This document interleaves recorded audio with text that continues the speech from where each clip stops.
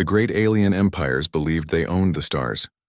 For thousands of years, their fleets ruled every known system. Their ships were the largest. Their weapons were the strongest. Their leaders sat on high thrones and told every race the same thing. The galaxy belonged to them. No one argued. No one fought back. The smaller worlds paid their taxes and stayed quiet. The big empires grew fat and proud. They thought nothing could ever challenge them. On a cold border station far from the bright centers of power, a young sensor officer named Vec sat alone in the night shift. The station was old and quiet. Most of the crew slept. Vec stared at the long-range screens the way he always did. The screens showed empty space, black, silent, safe. Then a small light blinked. It was not a star. It was not a ship. It was a faint pulse from far beyond the edge of the galaxy, the place every map marked as nothing, the void. The dead dark Vec leaned closer. The pulse was cold. No heat, no life signs, no radio talk. Just a soft, steady beat like a heart that should not exist. He ran the scan 3 times. The computers gave the same answer every time. Source unknown. Location impossible. Vec's hands started to shake. He had never felt real fear before. In the Empire, fear was for lesser races. But something about that cold pulse made his skin tighten. He called his commander. The commander was an old warrior with a hard face and a loud voice. He looked at the screen, laughed, and waved a hand. "Space dust," he said, "or some broken probe from a dead race. Do not waste my time, boy." But the pulse did not fade. An hour later it grew stronger. Then it split. 1 signal became 10. 10 became 100. 100 became 1,000. All of them moved together in perfect silence. They came from the same dark place beyond the galaxy's edge where no ship had ever returned. Vec's voice cracked when he spoke again. "Sir, they are coming this way." The commander stopped laughing. Word raced up the chain of command. Within hours, the High Council on the capital world knew. The great leaders sat in their bright chamber of gold and steel. They looked at the same cold signals and felt nothing but pride. "Send a fleet," the first speaker ordered. "A strong one. Let them see what real power looks like. Clean the mess and return." 12 heavy warships jumped toward the signal. Their hulls shone like polished knives. Their guns were loaded. Their captains spoke with loud confidence over the open channels. "We will find the source," one captain said. "We will destroy it. The void will stay empty as it should." The fleet vanished into jump space. The border station waited. Hours passed. The warships did not call back. Vec stayed at his post. His eyes never left the screen. The 1,000 cold signals kept moving closer, steady and quiet. They did not speed up. They did not slow down. They simply came. Then the first message arrived. It was broken, full of static, full of noise. Screams filled the speakers. Alien screams. Metal tearing. Explosions so close they made the station walls vibrate. Someone shouted orders that no one followed. Guns fired without aim. Hulls cracked open. Air rushed into the black, and under all the noise, a calm human voice spoke. Clear, steady, almost soft. "You were never alone out here." The message ended. Silence. Every screen on the border station went dark for 3 long seconds. When the lights returned, the 12 warships were gone. No debris, no survivors, no distress beacons. Only the cold signals, still moving, still silent, still coming. Vec sat frozen in his chair. His breath came in short gasps. Around him, the other officers stared at the empty screens with wide eyes. No one spoke. On the capital world, the High Council watched the same recording. The first speaker's face turned gray. The proud admirals who had laughed only hours before now sat without words. One of them dropped a glass. It shattered on the floor, and no one moved to clean it. For the first time in recorded history, the rulers of the galaxy felt true fear. They had ruled the stars for thousands of years. They had crushed every enemy. They had written the laws. They had named the stars after their own heroes. And now something from the deep dark had answered them with 12 dead ships and 1 quiet human sentence. The cold signals kept coming. Thousands of them. No lights, no heat, no talk. Just a wall of silent power moving toward the heart of everything the aliens thought they owned. Vec whispered the words that every officer on the station was thinking. "What are they?" No one answered. Far beyond the edge of the galaxy, in the place the maps called empty, The ships of rust and iron kept their course. Their old hulls carried scars from wars no alien had ever heard of. Their engines burned with quiet strength. Their guns waited. They had watched the galaxy grow soft and proud. They had waited a very long time. Now the waiting was over. The great alien empires still sat in their bright hulls and tried to understand what had just happened. They sent more orders. They called more fleets. They told themselves it was only a mistake, only a trick, only something they could still control. But deep in their chests, under all the pride and gold, a new feeling grew. It was cold. It was sharp. It was the first true fear their race had felt in 1,000 years, and it was only the beginning. Panic spread through the alien empires like fire in dry grass. The recording of the 12 dead warships played again and again in every command room. Screams, explosions, that calm human voice. You were never alone out here. The words sat in the air like a knife. On the capital world, the High Council met in emergency session. The great chamber, usually full of proud speeches and loud laughter, now held only low voices and hard eyes. The first speaker stood at the center table. His hands gripped the edge so tightly his knuckles turned white. "We need answers," he said. Now, admirals argued across the table. One demanded more fleets. Another wanted to seal the borders. A third said the signals must be a trick from a rival empire. No one wanted to say the word that sat heavy in every mind. Human spies and data officers dug through every old record. They searched maps from 1,000 years back. They opened sealed files.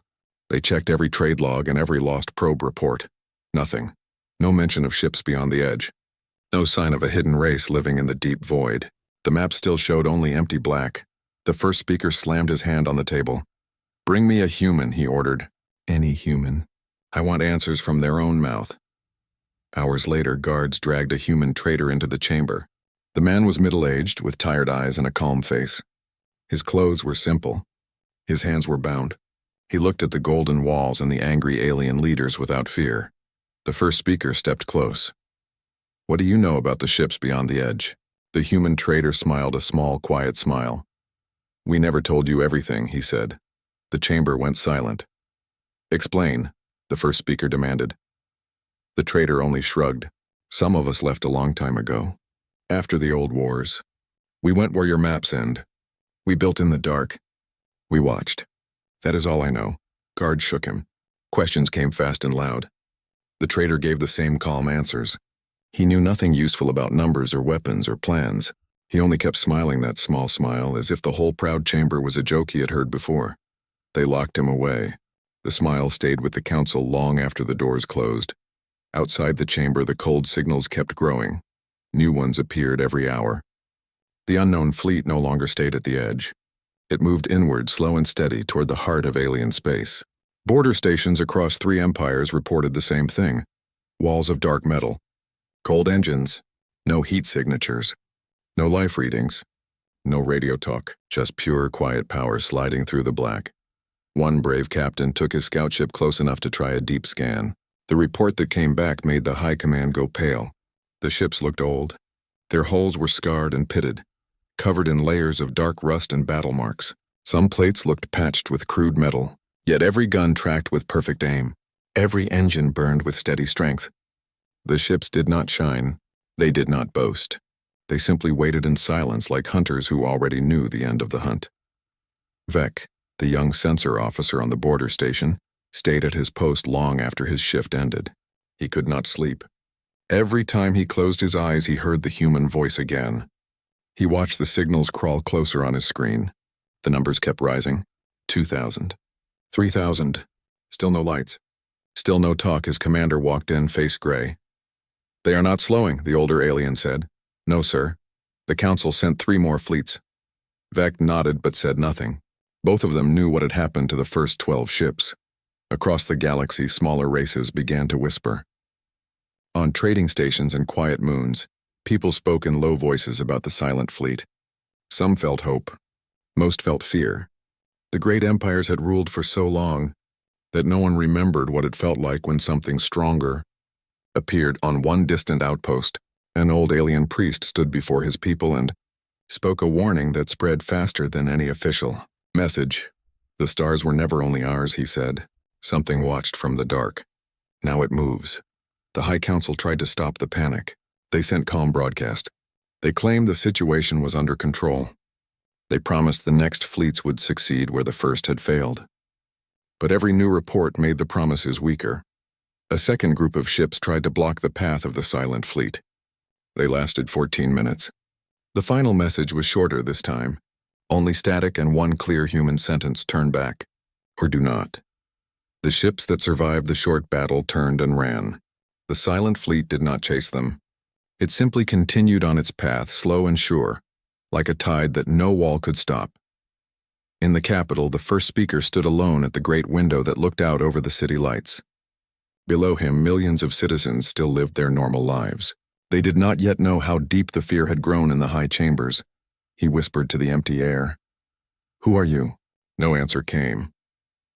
Far beyond the last known stars, the ships of rust and iron kept their course. Their crews moved through dim corridors lit by soft red lights. They spoke little. They checked weapons that had waited decades for this day. On the lead bridge, a human commander stood with hands behind his back and watched the alien systems grow closer on the main screen. He did not smile. He did not speak of glory. He only nodded once to his first officer. "They know we are here now," he said. "Yes, sir." "Good." The commander turned away from the screen. "Keep the silence. Let them feel it." Behind the fleet, the deep void stayed empty again. In front of it, the bright galaxy of proud empires waited, still half believing they could stop what was coming. But the cold signals did not lie. The silent ships were no longer a mystery at the edge. They were a fact, and every hour they moved closer to the heart of everything the aliens thought they ruled. The alien response fleet gathered at the edge of a dead star system, 50 warships, the best the great empires could still send after the first losses. Their hulls shone under the weak light of a dying sun. Their captains spoke with loud voices on open channels. They told each other this time would be different. This time they would show the silent ships what real power looked like. Admiral Corrin stood on the bridge of the flagship. His eyes were hard. His voice was steady when he gave the final order. "Form the wall. All guns ready. We meet them here." The 50 ships spread into a wide battle line. Sensors stretched forward into the dark. For a long time, the screen showed only empty space. Then the cold signals changed. They stopped moving forward. They simply waited. Admiral Corrin felt a cold weight settle in his chest. He ordered a full scan. The results made every officer on the bridge go quiet. Thousands of ships hung in the black like a wall of rust and iron. Their shapes were rough and heavy. Old scars covered every hull. Some plates were patched with dark metal that looked almost crude. No bright lights. No clean lines. No proud banners. Just silent, scarred machines that had clearly seen many wars, yet every gun tracked with perfect calm. Every engine glowed with steady power. The human fleet did not move. It did not speak. It only watched. Admiral Corrin opened a channel. His voice rang out across the void, full of the old pride. "Unknown fleet. This is Admiral Corrin of the Combined Empires. You have entered our space without permission. Power down your weapons and surrender. Refuse and we will destroy you." Silence answered him. For 10 long seconds, the channel stayed empty. Then a calm human voice spoke. No anger, no shout, just clear, simple words. "We watched you for a long time. You thought the galaxy was yours. You were wrong." Admiral Corrin's face tightened. "Identify yourselves." The human voice did not raise. "We are the Outer Watch. We left your maps behind long ago. We built in the dark while you grew soft. We are not here to talk." On the alien bridges, officers looked at each other. Some reached for weapon controls. Admiral Corrin raised his hand. "All ships, fire on my mark." He never gave the mark. The human fleet moved first. It moved as one. No warning lights. No battle cries. Just sudden, perfect motion. The wall of rust and iron slid forward in silence. Guns that looked old opened with bright, hard flashes. Missiles left the dark hulls in tight waves. The first alien ships never even finished their aiming sequence. Explosions tore through the battle line. One heavy cruiser cracked open from bow to stern. Another spun away with its engines gone. A third tried to turn and run, only to meet 3 human ships that cut across its path like knives. The humans did not waste shots. Every strike hit a weak point. Every movement was clean and fast. Admiral Corrin shouted orders. His flagship's guns finally fired. Bright beams cut toward the silent fleet. Some hit. Dark armor glowed for a moment, then cooled. The human ships did not slow. They did not break formation. They simply kept coming. In less than 3 minutes, the alien left wing was gone. In 5 minutes, the center began to collapse. Admiral Corrin watched his screen fill with red warnings. Ships that had left port only days ago now floated as broken metal. Survivors sent panicked calls for help that no one could answer. The human fleet still spoke only once more. The same calm voice returned. You can still leave, or you can stay and end. Some alien captains listened. They broke formation and jumped away into the dark. Others stayed and fought. Those who stayed did not last long. By the 8th minute, the proud response fleet was no longer a fleet. It was wreckage and running lights. Admiral Corrin's flagship took a final hit that killed the main power. The bridge lights died. Emergency red glowed across the walls. The Admiral stood in the half-dark and stared at the main screen. The human ships had stopped. They hung in perfect silence again, guns still ready, waiting. They did not chase the survivors. They did not celebrate. They simply held their place in the black, a wall of rust and iron that had needed less than 10 minutes to break everything the aliens had sent. On the flagship, the remaining officers looked at their admiral. He said nothing for a long time. Then he gave the only order left. Jump, any direction, just leave. The damaged flagship limped into jump space. Behind it, the dead star system stayed quiet except for the slow drift of broken hulls. Far away, on the capital world, the High Council watched the battle through delayed sensors. When the last clear image faded, no one spoke. The first speaker sat down heavily. An admiral covered his face with both hands. A data officer whispered the number of ships lost and then stopped, because the number kept climbing. Vec, still on his border station, saw the same reports. He felt no joy, only a deep, cold understanding. The silent fleet was not a raiding force. It was not lost explorers. It was something that had waited in the dark for this exact day. On the lead human ship, the commander stood with the same calm face he always wore. He watched the alien wreckage drift and then turned to his first officer. Status: no losses. Minor scars on 7 hulls. All systems green. The commander nodded once. Good, hold position. Let them carry the news home. He looked out at the dead star and the broken ships. They ruled the stars for a long time, he said quietly. Now they know the stars had other owners. The first officer gave a short nod. No cheers rose on the human bridges. No loud victory talk. The crew simply checked their weapons again, repaired the small scars, and waited in the red-lit corridors. The silent fleet had spoken with action. The message was clear, and the rest of the galaxy was only beginning to understand what that message meant. Back on the capital world, the High Council could no longer hide behind pride. The broken remains of the response fleet told a clear story. 50 proud ships had met the silent wall of rust and iron. Most were gone. The few that escaped carried only fear and short, ugly recordings. The calm human voice still echoed in every meeting room. We watched you for a long time. You thought the galaxy was yours. You were wrong. The first speaker ordered every sealed archive opened. Old data vaults that had stayed locked for centuries were forced wide. Teams of historians, spies, and military officers worked without sleep. They searched for any trace of humans beyond the known maps. At first, they found only the usual records. Humans had always been a minor race. Good traders, hard workers, sometimes useful in small wars. Never a real threat. Their homeworld sat far from the bright centers of power. Most aliens barely thought about them. Then the deeper files opened. One dusty archive from 300 years ago held a short report that no one had read in living memory. It spoke of a great war on the human homeworld. The war had burned cities and cracked continents. When it ended, large numbers of humans simply vanished. Ships left the system and never returned. The empire of that time marked them as lost. No one followed. The void beyond the galaxy edge was considered empty and useless. A second file, older still, held sensor ghosts, faint engine trails that pointed straight into the deep dark and then disappeared. The officers who wrote those reports had shrugged and closed the cases. Now the High Council stared at the same files with new eyes. The first speaker's voice was low and hard. They did not die. They left, more records surfaced. Trade logs showed small groups of humans buying old ships, scrap metal and quiet engines in the years after the war. They paid in rare minerals and then drifted outward. No one asked where they were going. No one cared. A captured human engineer, pulled from a distant station, finally spoke when the guards stopped shouting. His voice was tired but clear. After the war, we looked at the galaxy and saw soft empires. Big ships, loud leaders, weak hearts. Some of us decided we would not stay soft. We took what we could and went past the edge. We built in the dark. We called ourselves the Outer Watch.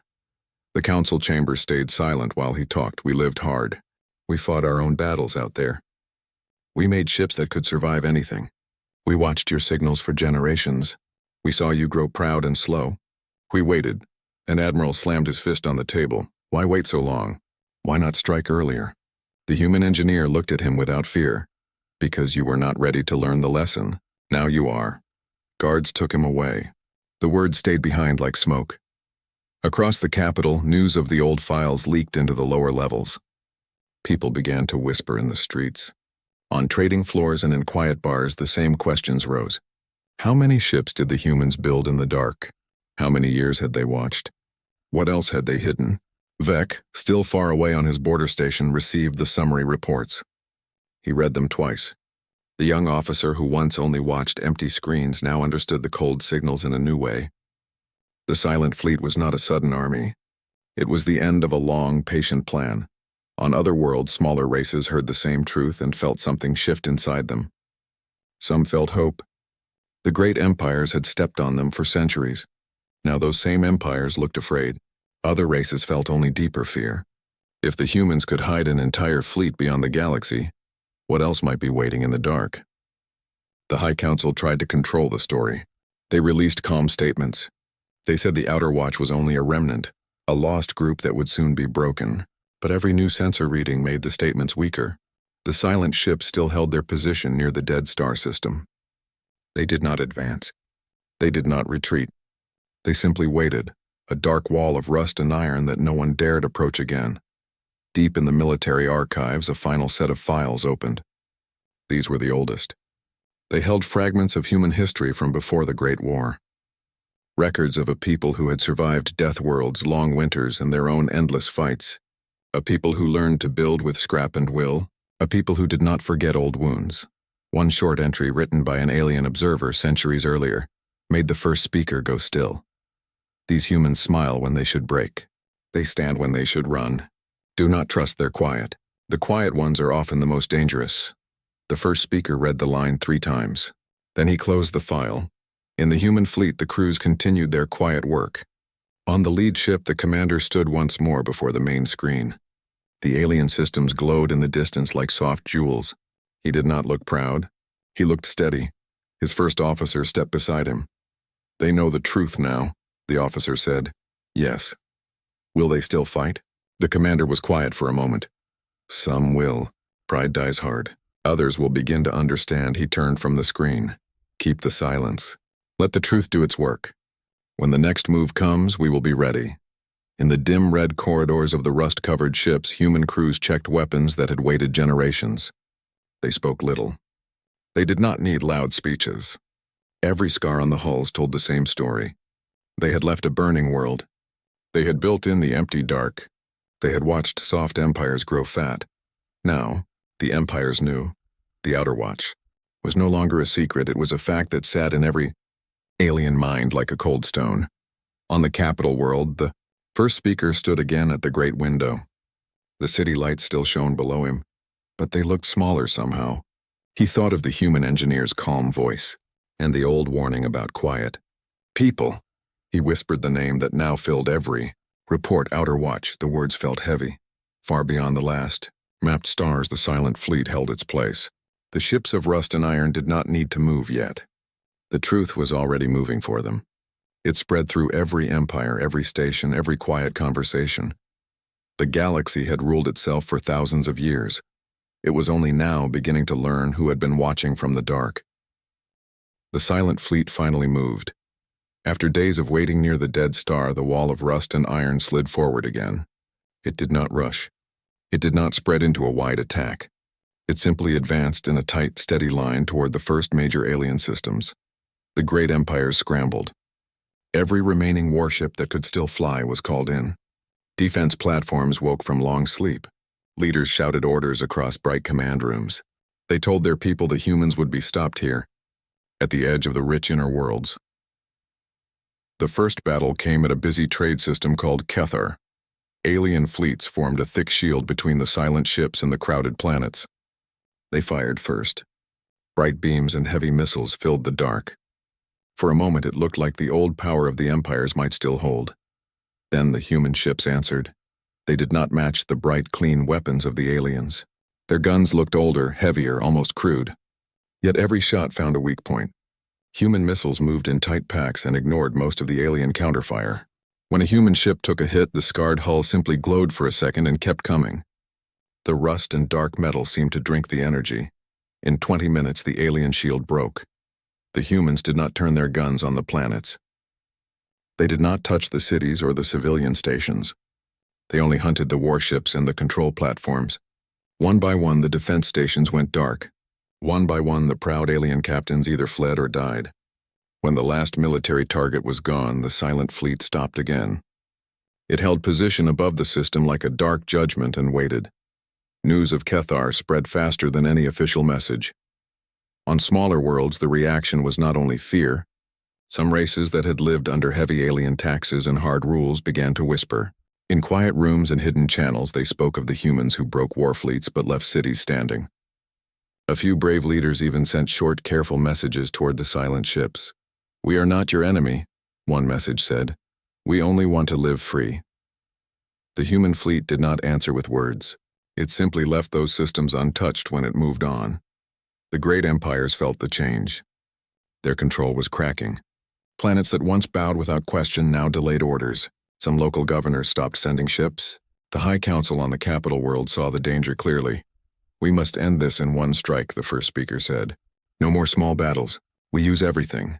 They gathered their strongest remaining forces, 3 massive flagships that had never lost a fight, hundreds of support vessels, weapons that could crack moons. The final fleet jumped toward the human advance with one order: destroy the Outer Watch or die trying. The two forces met in a wide, empty stretch of space between systems. The alien flagships opened with their heaviest weapons. Space itself seemed to burn. Waves of energy bright enough to blind sensors rolled toward the human line. The ships of rust and iron did not break. Instead, they did something no one expected. From the dark hulls came a weapon the aliens had never seen. It was not new or shining. It looked almost simple. Heavy projectiles, slow at first, then suddenly fast, each one wrapped in a field of strange, dull energy. When they hit an alien ship, the effect was terrible and quiet. Armor that could stop bright beams simply peeled apart. Systems died without explosion. Lights went out. Crews found themselves in dead metal coffins drifting in the black. The weapon had been forged in the old human wars, long before the Outer Watch left for the void. It was born from rust and ruin, from scrap and stubborn will. It did not look impressive. It only worked. One alien flagship tried to turn and run. 3 of the dull projectiles caught it. The great ship went dark from nose to tail. No fire, no final blast, just silence and drifting. The second flagship lasted longer. It fired everything it had. Human ships took scars. A few lost engines and fell out of line. But the wall of rust held. The old weapons kept coming. In time, the second flagship also went quiet, its proud hull now only a black shape against the stars. The third flagship, the largest of them all, made one last charge. Its captain broadcast a final message full of rage and pride. "We are the rulers of the stars." "You are nothing!" The human commander answered only once. "You ruled what we allowed you to rule." Then the old weapons spoke again. The great flagship died in fire and silence. Its core cracked. Bright light spilled out for a moment, then faded. The broken remains drifted among the other wrecks. The rest of the alien fleet broke. Ships jumped away in every direction. Some did not make it. The human fleet did not chase far. It simply cleaned the last military targets and then stopped once more. Across the galaxy, the news landed like a heavy stone. The strongest ships the Empire still owned were gone. The final great attack had failed in the same quiet, brutal way as every smaller one. On the capital world, the first speaker sat alone for a long time after the reports ended. The bright chamber felt cold. Outside the window, the city lights still shone, but they no longer looked like the center of the universe. Smaller races saw the same reports and made their choice. More quiet messages reached the human fleet. Some offered information, some offered trade. A few simply said thank you. Inside the ships of the Outer Watch, the crews worked as they always had. They repaired the new scars. They checked the old weapons that had once again done their job. No loud cheers filled the corridors. Only the steady sound of tools and the low voices of people who had waited generations for this day. On the lead bridge, the commander watched the drifting wreckage of the last alien flagship. His first officer stood beside him. They have nothing left that can stop us, the officer said. No, the commander answered. But we did not come to burn their worlds. He turned from the screen. We came to end the lie. The lie that they owned the stars. That work is almost done. Outside, the silent fleet held its new position deeper inside alien space. The wall of rust and iron had reached the turning point. The great empires still existed, but their pride was broken. Their strongest weapons were ash. Their control over the smaller races was slipping away like water. Through open hands, the Outer Watch did not need to conquer every system. It only needed to stand where everyone could see. And in the quiet that followed the last great battle, the galaxy finally began to understand the true shape of power. The war did not end with fire across every world. It ended with silence and a clear message. After the last great alien flagship died in the black, the ships of rust and iron simply held their place. They did not push deeper into the rich inner systems. They did not land troops or burn cities. They waited while the broken empires tried to understand what still remained of their power. On the capital world, the High Council met one final time. The bright chamber felt smaller now. Many seats were empty. Some admirals were dead. Others had fled to distant stations. The first speaker looked older than his years. The pride that once filled his voice was gone. Reports kept arriving. Smaller races were pulling away. Trade routes that once paid heavy taxes now went quiet. Local governors asked for new terms. Some simply stopped answering calls from the capital. The great empire still had ships and soldiers. But the fear that had held the galaxy together for thousands of years was broken. Single channel opened from the human fleet. Every remaining alien leader heard the same calm voice. The human commander stood on the bridge of the lead ship. Red light painted the old metal walls. Behind him, the crew worked in quiet order. He looked into the camera without anger and without smile. "We never wanted your stars," he said. "We only wanted you to remember that humanity was never weak. You ruled for a long time because we let the quiet hold. That time is finished. Rule fairly from this day. Protect the small as well as the strong, or we will return." The message ended. No threats followed. No list of demands. Only those plain words and the silent wall of scarred ships still hanging in the dark. The first speaker stared at the blank screen for a long time. Then he gave the order that ended the open fighting. All remaining fleets were told to stand down. No more attacks.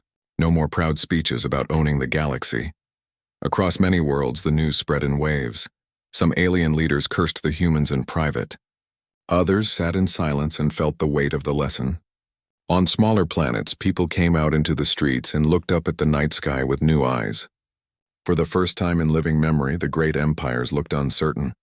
Vec, the young sensor officer who had first seen the cold signals, stood on the observation deck of his border station.